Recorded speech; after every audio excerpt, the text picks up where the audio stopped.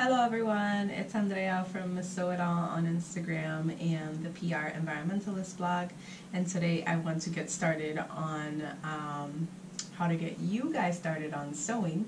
I have had a few of my friends ask me advice on sewing machines and on just how to get started in general. I know there are other videos on this out there, but I consider myself a beginner still. I've been sewing for 6 years, and I still have a hard time learning certain things. I did learn how to sew on stretch fabrics, which a lot of people that have been sewing for years have a hard time sewing with, but I find it easier because that's what I started with and that's what I know how to do. So in this video I'm just going to show you my new sewing machine, which I already unboxed, but I wanted to just show you guys on video what it is and kind of just give you a little bit of background on how I learned how to sew. So basically, when I started, my first machine was a hand-me-down from my mom. She let me borrow her basic sewing machine. It was just like a Singer, a Simple, I think it was called, something like that. I do have it here. I don't want to unpack it. I just packed everything up yesterday to put up my new machine. It was a Singer Simple or Simplicity or something like that. And then after that, she ended up giving me her EuroPro machine, which was more of a heavy-duty machine. It had more stitches than the Simple one, and I did use that for a long time. It was a really, really heavy machine. I still have a hard time picking it up. She got that when I was a kid, and she used to make my Halloween costumes and anything else I needed on that machine. But I wasn't really into sewing on a machine when I was little. I was usually hand sewing something for a doll or something like that. So that's basically how I got started. My mom came over with her simple sewing machine because I wanted to make myself a pair of leggings back in 2013. And she showed me how to thread the machine, and then from there I just kind of found YouTube videos on how to do it. So with YouTube videos of people sewing, teaching you how to sew, you'll see people telling you to just straight stitch or just zigzag stitch. Stitching in a straight line is harder than it looks on YouTube, and I want to be honest about this because the first time I went to go make a pair of leggings, it came out about 3 sizes too small. 3 sizes. They look like little kid leggings, and I made the pattern as I was told to make the pattern, seam allowances and everything. I had no idea what seam allowances were, so when I was sewing, I remember at one point I did have a computerized machine, the ones that you see all the people on YouTube with, and they just click the button and it sews, and all they do is guide it through. They don't have the foot pedal. I tried that, and my fabric just went running through it. I couldn't stop it. I didn't know what to do. So I suggest trying the foot pedal because it is kind of hard to gauge how much you're going to push it with your foot, to how fast it's going to go on your hands and how fast you can handle it.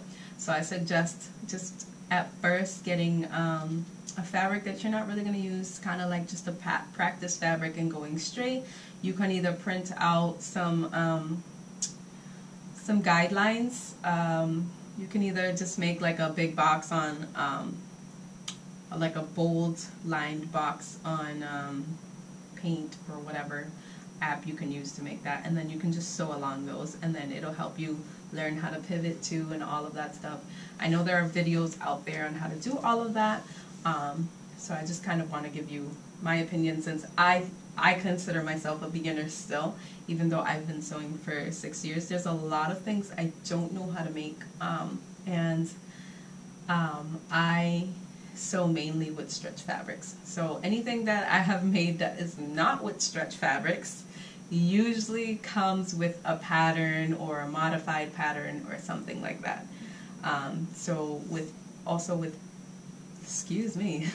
With patterns, I learned how to use a pattern by taking a beginner's sewing class. I was already sewing probably for 2 months before I decided to take a class. My mom really wanted me to take a class, so she helped pay for half of it. I went to the Elliott School in Jamaica Plain, for anybody that's in Boston, and they taught me how to read a pattern, what a seam allowance was. Even though I had kind of an idea, I had already made a few garments before I've gone in. I've made a few maxi dresses, some leggings, and people in the class were saying, oh, pants are so hard to make, but I had already gotten the leggings down after practicing every single day. They do teach you how to use a pattern in the beginner's class, so that really helped me, learn how to read the measurements on the back of the pattern. So if you see a pattern that you like, I suggest taking their beginner's class, or just looking it up on YouTube if you don't want to pay for a class, or getting a friend that sews to help you out.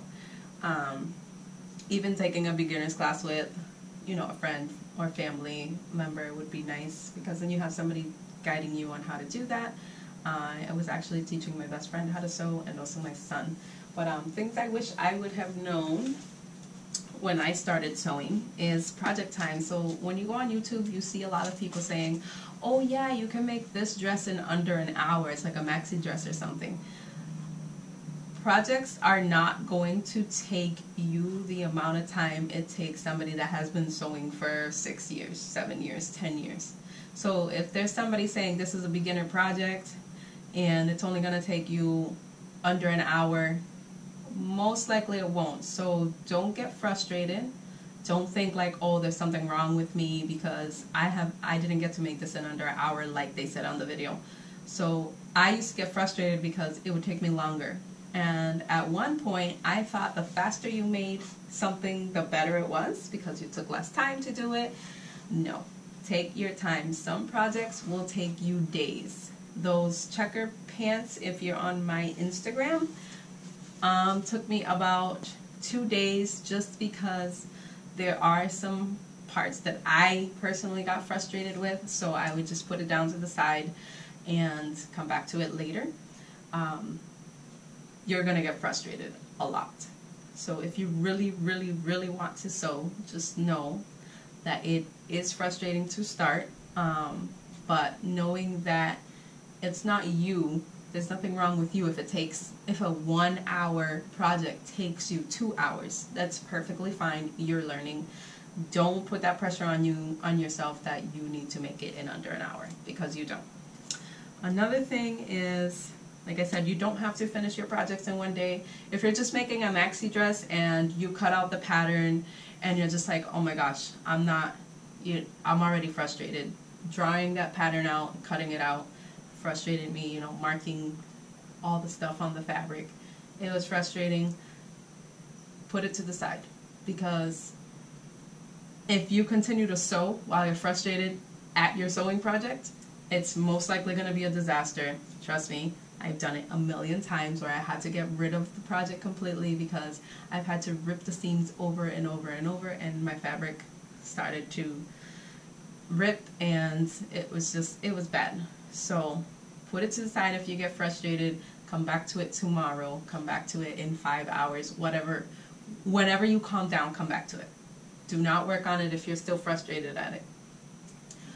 Always make sure that you have your instructions and all of that ahead of time, read them, all of that. But I'll probably do a simple pattern video later on, kind of just explaining to you all of that, all of those rules. But anyway, you don't have to finish in one day. You don't have to finish in 1 hour. You don't have to finish in 10 hours. It can take you way longer if that's what you need. Take your time. You don't need a fancy machine. Personally, I thought I needed the serger and I needed the computerized machine and all of that stuff. I found out over time that a simple machine with the stitches that you need, I sew stretch fabric, so I need a zigzag stitch, a straight stitch, and I like my machine to have a little overcast stitch, because then that way it'll kind of be like a serger, where I can just overcast the sides of fabric that breaks apart, and I can put it in the washing machine just to hold it in place so it's not shredding in the washing machine when I need to wash it before I make my project. So I like my machine to have an overcast stitch, a zigzag stitch, and a straight stitch. That is my personal preference. My Simple did not have an overcast stitch, but the computerized machine that went nuts on me when I tried to hit the automatic stitcher thingy without the pedal, that had an overcast stitch, and it was a learning curve, like I said, to kind of just learn how to get it straight. Some sewing machines come with a seam guide on the plate of your machine. Some of them don't, but you can mark your own seam guide on your plate with some tape or something like that, and I'll show you that when I start the beginner project video that I'm thinking about making. So as I said, sewing straight is not easy, and start with what you want to sew. Not everybody's going to say this. Maybe it's not smart. I'm telling you, I'm a beginner. But I started with stretch material because that's what I wanted to sew. I wanted to make leggings, so I started with stretch materials. I learned how to sew stretch before I learned how to sew anything without stretch. I still don't know how to sew things with no stretch. I do have a couple of projects that were no stretch, and they were too small, like this shirt. No stretch, and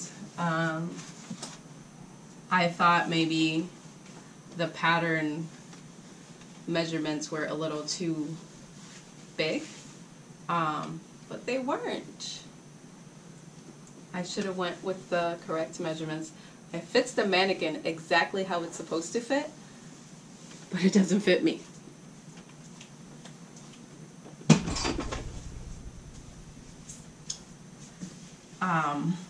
So I'm still learning how to do stuff without stretch, and most of the time I don't draft my own patterns or modify patterns for stuff that doesn't have stretch because I don't know how to do it yet.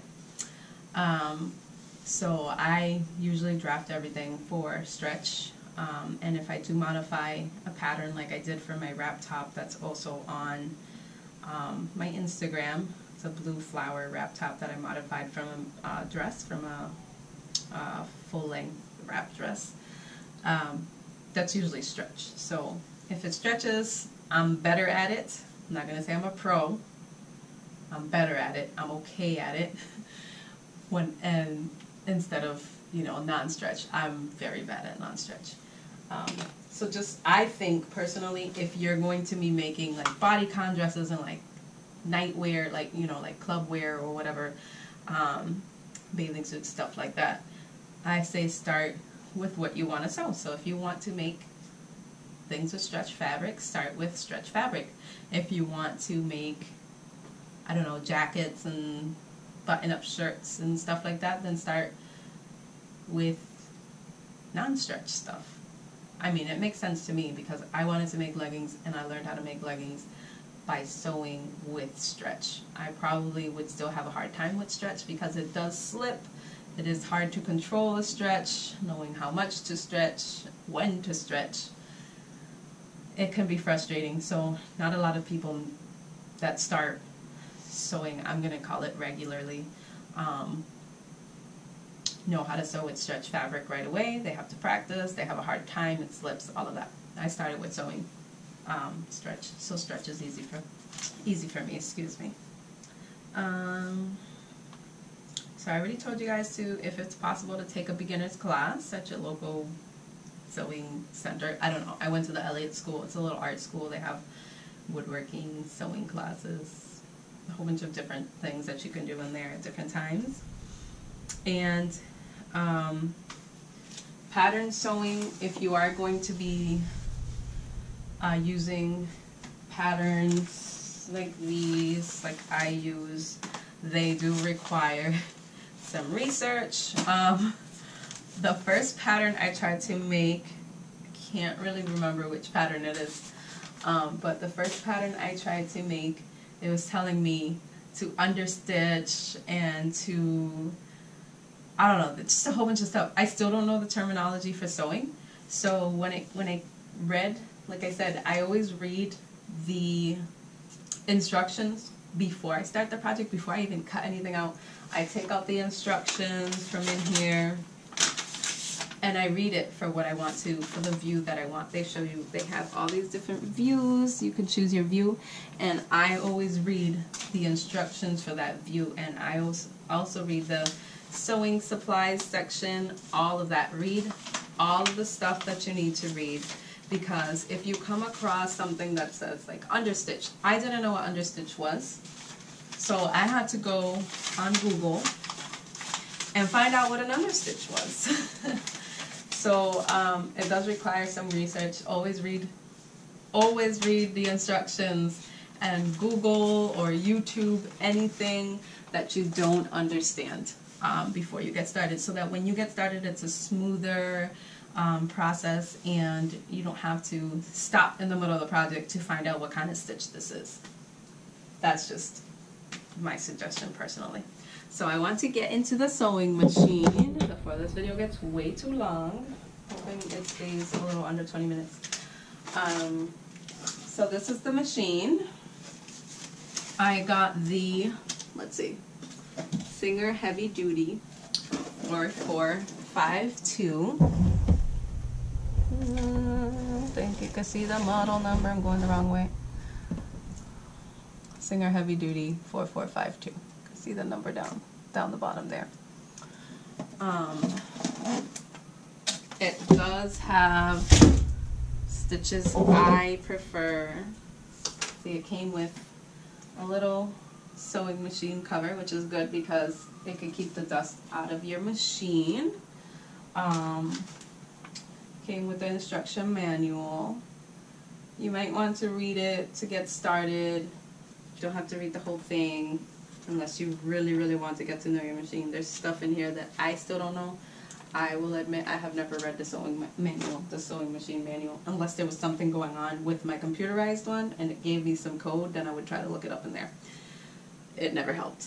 And then it tells you how to thread, preparing your machine to get started. It came with this little manual for all the beginners here. This is really good because it shows you how to thread a bobbin, and how to thread the machine in general, which to me was like rocket science. I had to call my mom every day until I got the hang of it, to ask her how to do it. So yeah, that's some of the things it came with. I'm not really sure what this is. Other paperwork it came with. So the machine comes with, this one comes with like heavy duty accessories. It came with some heavy duty sewing needles.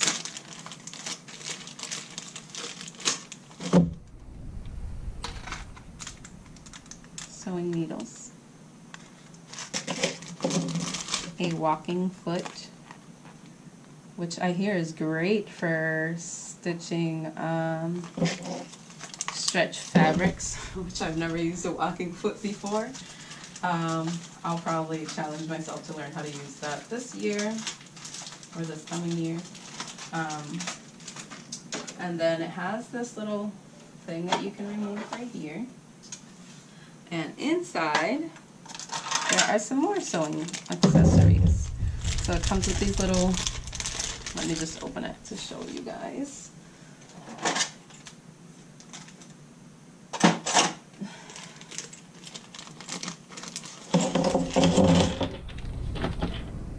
This little thing is for when you're putting your thread on the machine. It'll hold your thread in place. And then it comes with a whole bunch of little things that I don't really know what they are. But it does come with these little more sewing needles for the machine. And then these little things. They're the bobbins. This is where you're going to put your thread for the bottom of the machine. And then this is your top thread here.